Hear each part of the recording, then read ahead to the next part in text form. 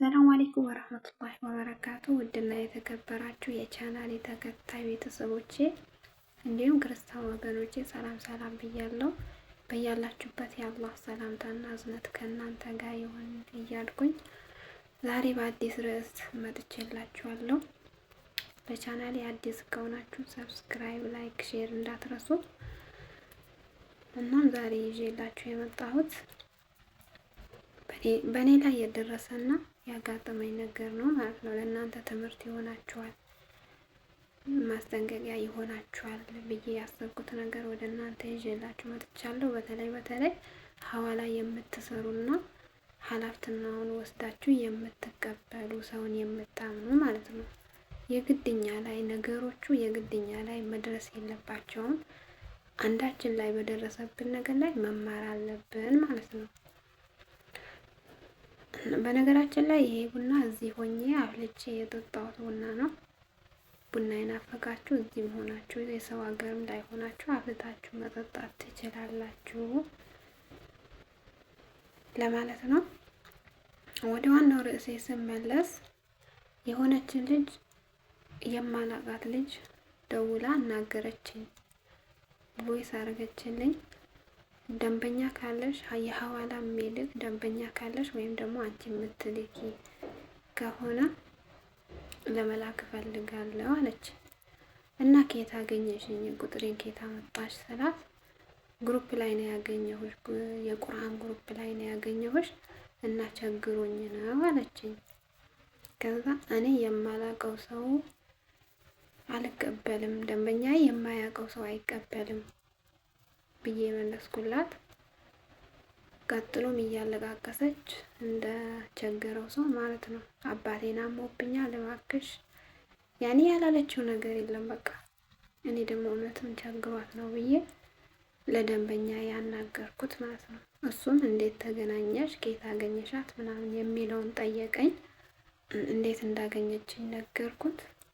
አይ እንደዚህ አይነት ነገር አልቀበልም ታውቂያለሽ፣ እና የአንቺ ዘመዶች ሲሆኑ ወይም ደግሞ የቅርብ ጓደኞች ሲሆኑ ነው የምቀበልሽ አለኝ ልጁ። እንደዛ ብዬ ስመልስላት በቃ እያለቃቀሰች ኧረ ተይ ምናምን በቃ ያላለችኝ ነገር የለም፣ ልክ እንደ ቸገረው ሰው ማለት ነው። እኔም መልሼ በቃ የመጣውን ነገር እኔ ኃላፊነቱን ወስዳለሁ እና አስገባላት፣ ቀድሜ አስገባለሁ ብላለች። ብሩን ቀድሜ አስገባለሁ ብላለች። ላክላት፣ ትራንስፈር አርግላት አልኩት።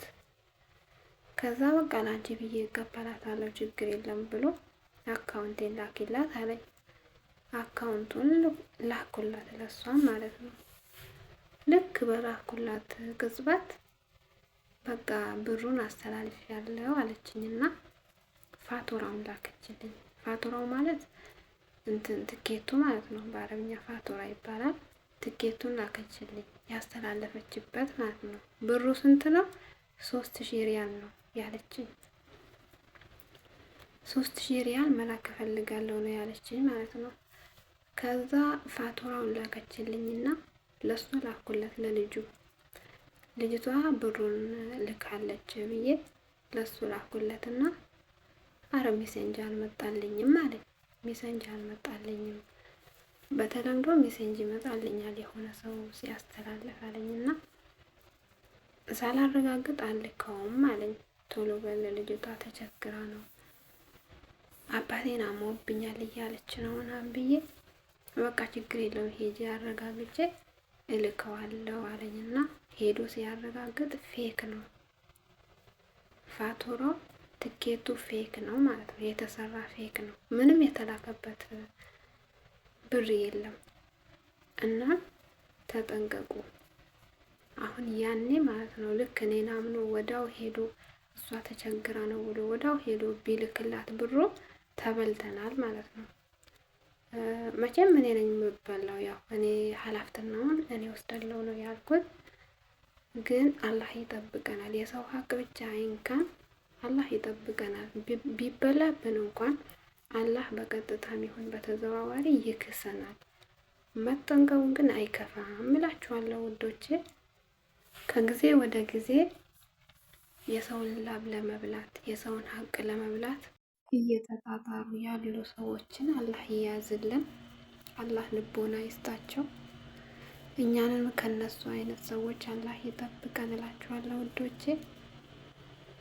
እና በጣም ደግሞ ያጀበኝ ምንድን ነው በቁርአን ግሩፕ ላይ ያገኘሁሽ ብላ መታ በቃ ሰውን የሰውን ላብ ለመብላት የምትጥረው ነገር ሱብሃንአላህ። ቁጥሯን ራሱ ይዤ ብመጣ ደስ ይለኝ ነበረ፣ ግን ስደውልላት ምንም አታነሳም። በፊት እየደወለች ሪከርድ እያደረገች የምታጨናንቀኝ ልጅ የነበረችው ከዛ ፌክ እኮ ነው የላክሽው፣ ፌክ ነው የላክሽው ነገር የለም ብዬ ሪከርድ ሳረግላት ከዛ ምንም የመለሰችው ነገር የለም። ብደውል የምትመልስ ነገር የለም። ያኔ ብሎክ ሳረጋት ቁጥሩን ሴቭ አላረኩትም ስለሆነ አብሮ ተደለተ ማለት ነው ቁጥሩ።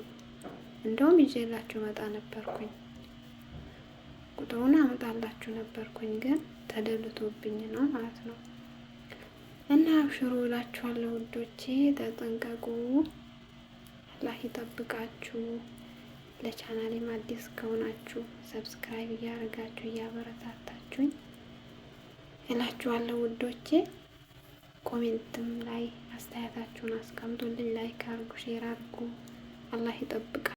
በአዲስ ርዕስ እስከምንከሰት ድረስ አላህ ይጠብቃችሁ። ሰላም ሁኑልኝ በያላችሁበት። የአላህ ሰላምታና እዝነት ከእናንተ ጋር ይሁን እላችኋለሁ። ባይ ባይ።